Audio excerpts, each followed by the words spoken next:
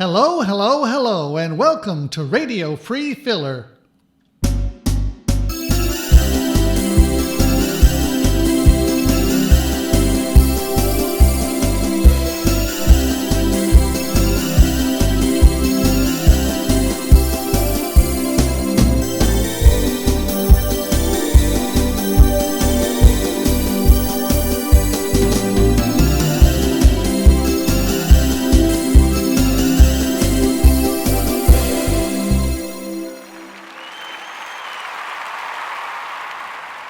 Yes, in the so-called real world, the story still seems to be COVID, COVID, COVID.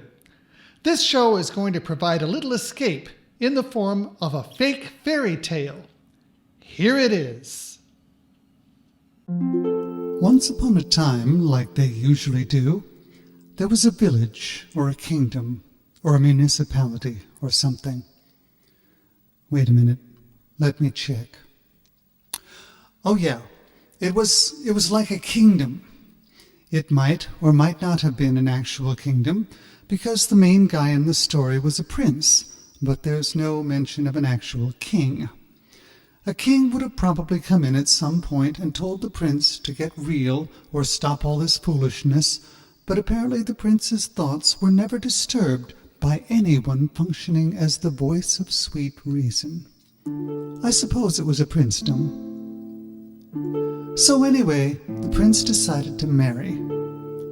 Just like that. The prince set out an announcement calling for all the available princesses to come and interview to become his princess. Nowadays, you'd say it was a cattle call. He got a surprisingly good response, but didn't find a suitable match. History does not record exactly what happened. Maybe the prince wasn't satisfied with the respondents, or maybe the prospective princesses decided against taking the job. I can imagine how the interview went. Okay, your references seem to be in order, and you don't seem to be unduly misshapen. Let me see your hands. What? Your hands. I need to count your fingers. Are you joking? Please. Oh, all right. What's the big deal with my hands? I'll explain in a minute. Let's see. 1, 2, 3, 4, 5. So far, so good. 6, 7, 8, 9, 10. Okay, thanks. What was that all about? I was checking for supernumerary digits. No, I've just got the standard number. My people aren't that inbred. That's fine. Now, there's just one more thing. I think I know where this is going. No, I haven't been secretly working as a scullery maid. My soft hands are purely natural, although I do occasionally moisturize. That's fine, but that's not what I had in mind. So what did you have in mind? The swimsuit test. The what? The swimsuit test. I need to see how you look in a swimsuit. This is supposed to be 1412 or something. I don't think there are any swimsuits. Well, we can work around that. Just start ditching your royal accoutrement, and we can improvise. Hold on. I've got a few questions of my own. Like what? Do you offer a 401k plan?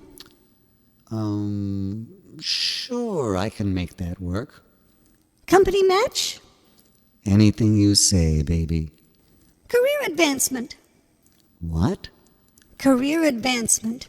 If you're going to start me out as a princess, then what's the next... Wait a minute. What's the matter? I'm already a princess. Yeah, so?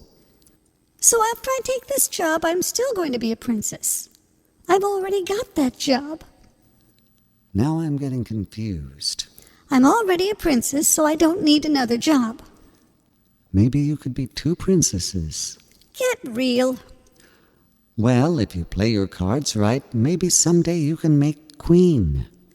Let me talk to the king. No king here. This is a princedom. What a stupid idea. Never mind that. Let's get on with the swimsuit thing. Nothing doing. Okay, I'll settle for a selfie done in oils. Ixnay. Maybe a sculpture? Goodbye. Yes, I'm quite certain that it happened exactly that way each and every time. The prince was very persistent and not terribly imaginative. You know how princes can get sometimes. Anyway, the prince never got any takers for the job, not even a daguerreotype. Then, one dark and stormy night, a bedraggled and rain-soaked young woman came a-knockin' at the castle door. When the royal doorkeeper answered the door, the young woman explained that she was a princess, so the royal doorkeeper took her straight to the prince. This bedraggled and rain-soaked young woman came a-knocking at the castle door. Said the royal doorkeeper. Said she's a princess or something. A princess? Said the prince.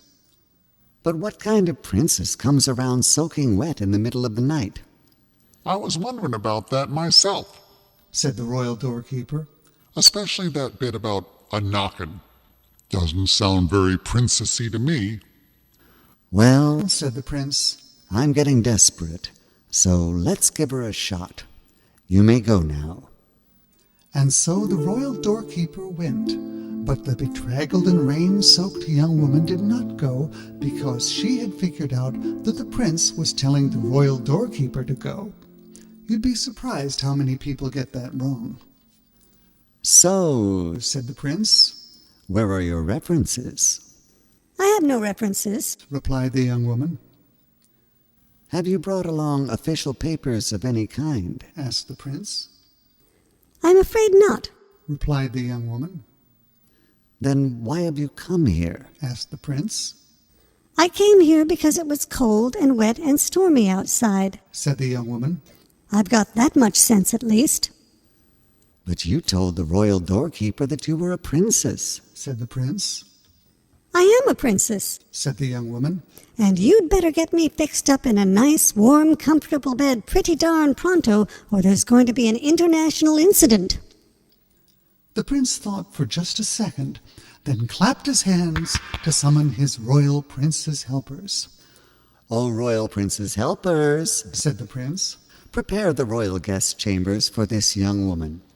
And so the royal prince's helpers rushed off to prepare the royal guest chambers. Now, Said the prince. allow me to help you off with those wet things.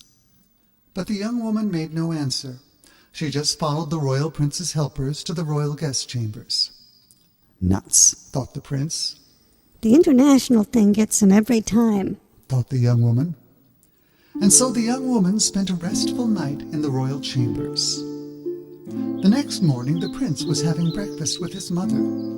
You'll never guess who showed up last night. I bet I will. Said the prince's mother. I'll bet it was a bedraggled and rain-soaked young woman claiming to be a princess. Wow. Said the prince. A mother gets to know these things. Said the prince's mother. Plus, I was young myself once. But she's got no official papers or royal references or anything. Said the prince. How can I be sure she's a real princess? Well, the international incident thing was a pretty princessy move, Said the prince's mother. but that trick might be getting around these days. Tell you what, invite her to stay for another night and we can try the pee thing. Is that like the swimsuit test? Asked the prince. You've got a one-track mind. You're just like your father. Said the prince's mother. The pee thing is when we put a pea underneath the woman's bed and then pile 20 mattresses on top of it.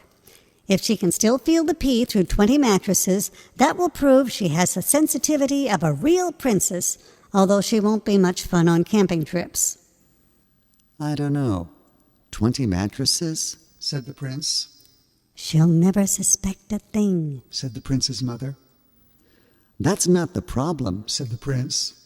The Royal Economist has just informed me that the whole princedom has gone past the agrarian model, past the manufacturing model, and is now based entirely on musical instruments. We don't have a single mattress to spare, let alone 20. Said the prince's mother. Maybe a piccolo would work. No piccolos either. said the prince. All we have are pianos. You and your pianos. Said the prince's mother. That's what I get for leaving you in charge. Tell you what, Said the prince. I'll have the royal prince's helpers set up the young woman's bed with a single mattress on top of my royal concert grand, placed upside down so the legs are sticking up. Actually, Said the prince's mother. I'd kind of like to see that. Hey, Said the prince. I'm getting desperate. And so the royal prince's helpers prepared the bed in the royal guest chambers with a single mattress on top of the prince's royal concert grand piano placed upside down so the legs were sticking up. That night, the young woman took one look at the mattress with the inverted piano underneath it and went straight to the prince. What's the deal with the piano in my bed? Said the young woman. Oh, nothing. Said the prince. Do you play? No. Said the young woman. Then you must be a real princess after all. Exclaimed the prince. Real princesses don't do anything. And you must be some kind of nut. Said the young woman, and she left the castle and never came back. And so the prince never got married and lived the rest of his life alone, because everyone knows that keyboard players never get the girls. However, the prince did end up adopting a bunch of cats, so that was pretty good.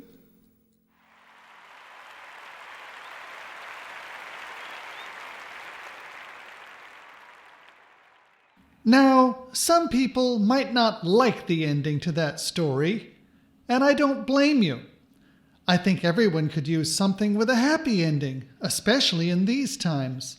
That's why I went out and did some special research, and I was able to locate something called the Book of Happy Endings. Here's what I found.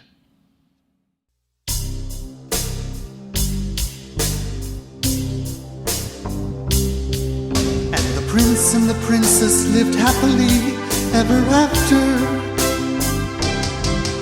And the big bad ogre was never heard from again. And the trousers returned to their usual comfortable color. And everyone partied their brains out the whole night through.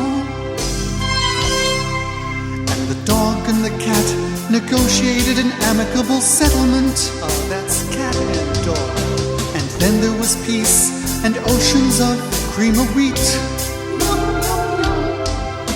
And everyone was suddenly singing and playing the accordion. And the mysterious odor finally faded away. I took a look in the book of happy endings. I forget just why I started, but here I am.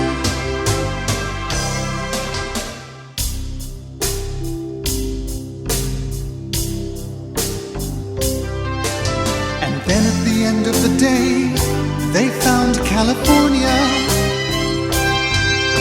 And everyone finally reached their ideal weight. And the frog was magically turned to a handsome prince. And the tadpole landed a lucrative record deal. Oh, baby. And when he awoke, his complexion had all cleared up. And the greedy giant could only sit on a donut. Oh, man. And the ugly duckling grew up to be a plastic surgeon. And the wacky non sequitur laughed till it fell out of blue. And I'm still reading the book of happy endings. And I find myself wondering, when will it ever begin?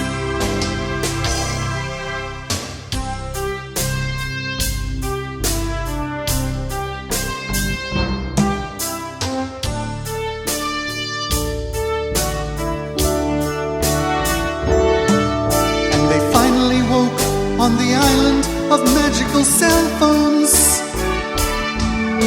And chocolate's the only context that anyone needs.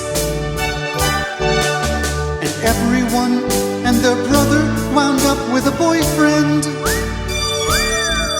And the itch didn't go away, but he kind of got used to it. The first thing the lawyers did was sue the revolutionaries. And the capitalists sold them a rope with a pre-cut break. And the problem turned out to be not particularly noticeable. Oh yeah? And he bought her a new one, so she figured, well, why not? And I got stuck in the book of happy endings. And the happiest ending was when it said the end.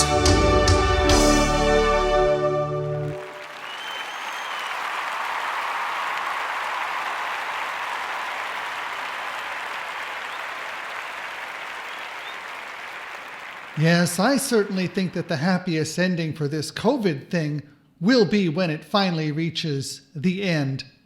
Everyone's hoping and waiting for that special day, some distant tomorrow. But when will that be? Sometimes it seems like tomorrow will never come. But when you get right down to it, it never really does anyway. So we'll leave you with this.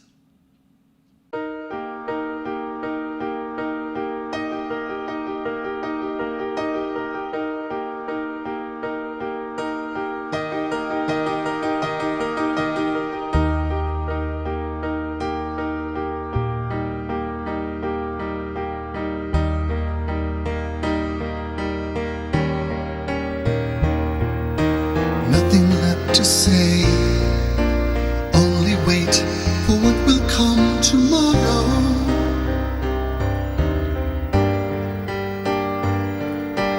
This, the final day, fades away for what will come tomorrow.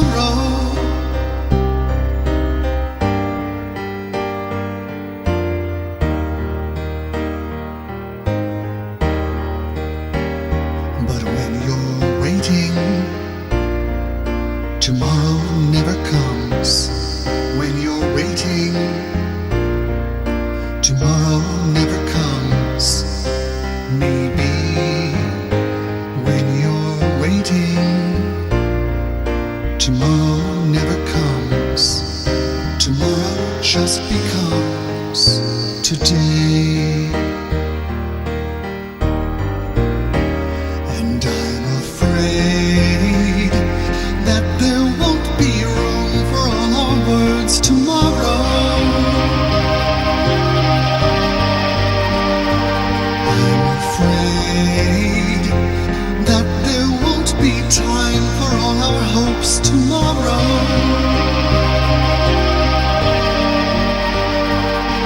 Tomorrow never comes. And I'm afraid that there won't be time for all our dreams tomorrow.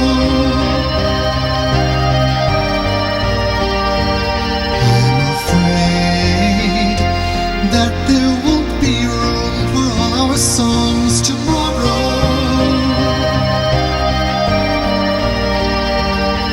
Tomorrow never comes.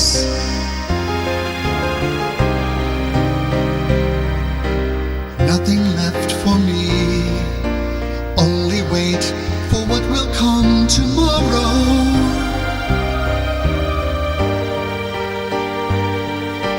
All that I can see fades away for what will come tomorrow.